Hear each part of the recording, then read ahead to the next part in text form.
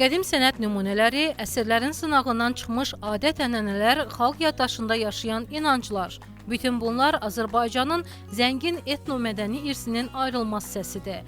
Bu irsi olduğu kimi gələcək nəsillərə çatdırmaq üçün alimlər Şəki və ətraf şimal-qərb bölgələrində geniş miqyaslı etnoqrafik tədqiqatlar aparırlar. Xüsusilə də bir Şəki şəhərində bir sıra sənətkarlarla görüşdük. Duluzçularla, papaqçılarla, halvaçılarla, təkəlduz ustası ilə, şəbəkə ustası ilə. Yəni bu ustalar, bu sənətkarlar öz ənənələrinə sadiqdirlər. 5-6 nəsil bu sənəti davam etdirirlər. Və bu da onu göstərir ki, Azərbaycan milli mənəvi dəyərləri bizim sənətkarlığımız, bizim milli xüsusiyyətlərimiz, etnik identikliyimiz gələcək nəsillərə də ötürülməkdədir. Tədqiqatlar bölgədə yaşayan müxtəlif etnik icmaları da əhatə edir. Udi, Saxur və digər xalqların özünəməxsus adət-ənənələri, toy və yaz mərasimləri, milli mətbəxi və gündəlik həyat tərzi ekspedisiyanın əsas araşdırma istiqamətlərindəndir.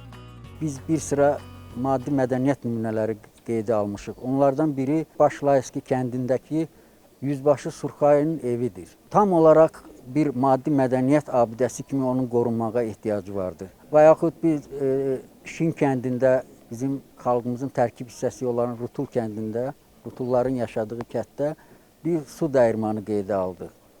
O su dəyirmanına adətən abidə kimi baxmırlar, amma su dəyirmanı bizim dədə-babalarımızdan bizə yadigar qalan bizim məişət, ənənəvi məişət mədəniyyətimizi əks etdirən bir abidədir. Onların da qorunmağa ehtiyacı vardır.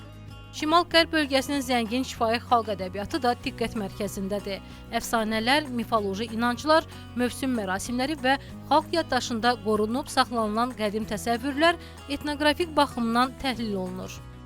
Qədim məişət əşyaları bizim tariximizi həqiqətən canlı şəkildə sübut eləyir və bu həm bizim öz yerli əhalimiz üçün, çünki biz indiki nəsli və bizdən əvvəlki yaşayan ulu babalarımız, nəsillərimiz var və indiki o qədim qalan əşyalar biz əslində ulu babalarımızın mirasıdır.